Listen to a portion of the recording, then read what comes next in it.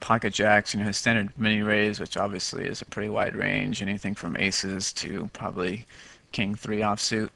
I want him in this pot, so it's knowing that, and I have position, I'm gonna make kind of a smallish re-raise. And not the best of flops for me, and he leads into me for about 3/4 of the pot. Um, his range is still pretty wide here. There's lots of draws. He could have queen jack 10 something, thinking I don't have anything. Obviously flush draws, things like that. So I'm just going to flat here and see what he does on the turn. And now pick up the open-ended straight draw, which is kind of not really necessarily an open-ended straight draw in a lot of ways. I mean, it's doubtful at this point with him leading that he has something like ace something. I mean, maybe he has ace 10. In that case, I have some somewhat reverse implied odds if I hit the queen. But if I hit a 7, um, I know I'm most likely good here, unless obviously he has king queen or whatever else. So it's kind of, um, or I'm sorry, even if he has that, it's not bad. But still now, so now his range, I don't know, is maybe two pair, king 10, flush draw, what have you. But I have to call still with how much money we have behind us. I debate even about like making a raise, but so now I hit a set, and he checks to me. With the action that's kind of happened, I'm going through and trying to figure out like what hand does he have? Can I squeeze value here?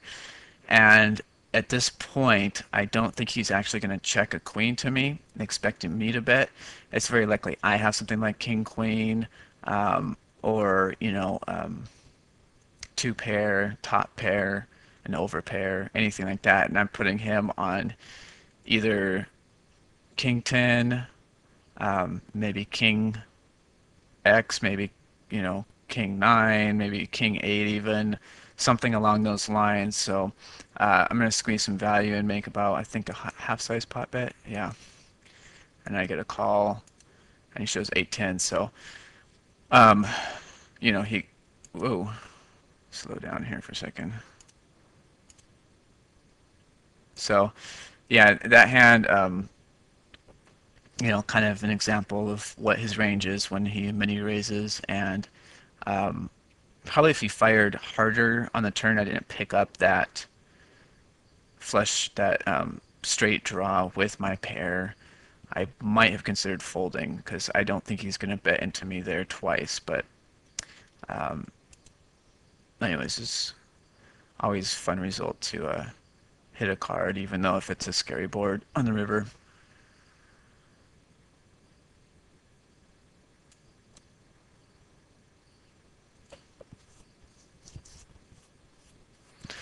And those are hands you definitely have to sit.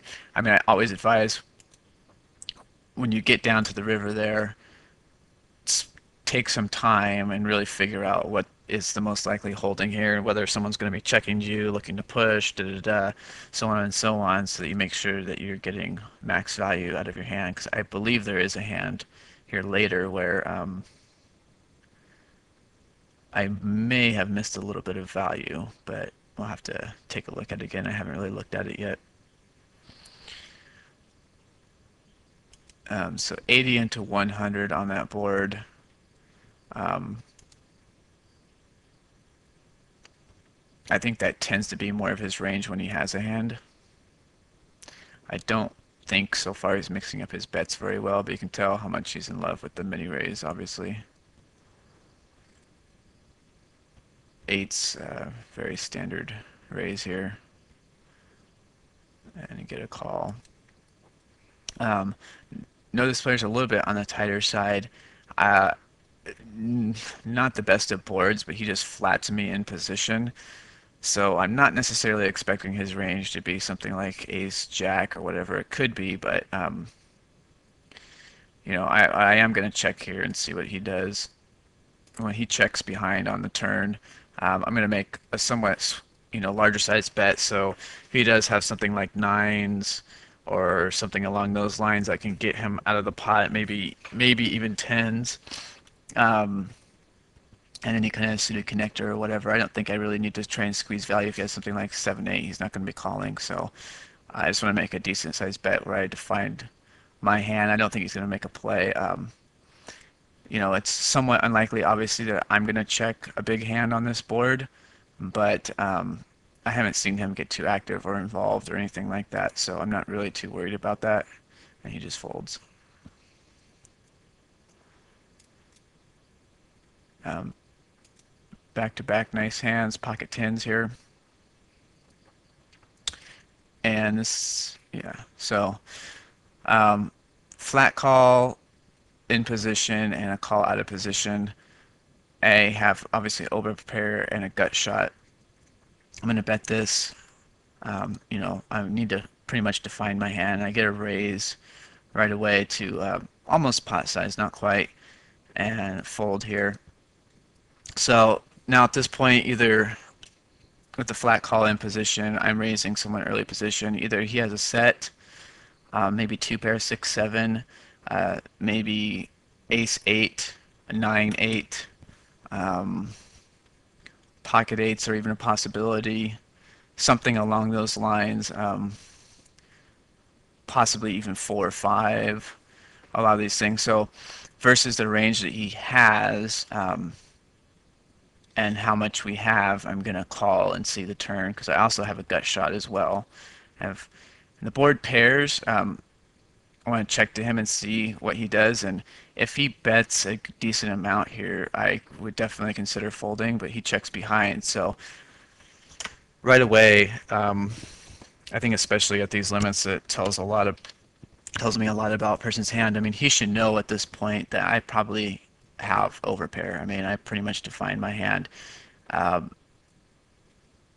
I think if he know, I mean, if on this kind of board that he should know he could probably get me off with a good bet here. But he checks behind, so now I'm definitely putting him on either he just decided to check to try and think he's going to squeeze value on the river if he has a set, or he does have some kind of like a draw 8, um, 8-9, something along those lines. So, and a great river for me, obviously.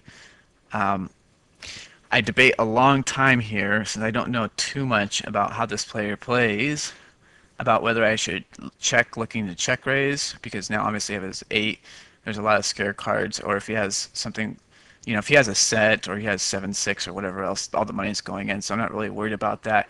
I'm thinking about this situation. I'm focusing on what's the second best hand that I want to, that's going to be a little bit more difficult to get the most money out of, and that's like, some kind of 8 hand, 9-8, pocket eights, ace 8, whatever have you. And I debate on whether I should check raising or whatever, but I also think that my hand pretty much looks like I'm not going to be doing that with aces or kings, especially on this board. I'm not going to be looking at his flop raise, all the action that's happened. Um, my hand kind of looks like either I have 9s, 10s, or whatever else. But if I check him, I am pretty sure he's going to bet, but it's more of a matter of whether he's going to call a check raise with it. That's what I'm really debating on. So since I'm not too sure, I like just to make close to a pot size bet. And again, if he does have some like 9s or 7-6, the money is going in. But so he calls and shows 8s. So that was very, very close play in my opinion. And I really kind of sat there for a little while trying to leverage which was going to yield the higher result, but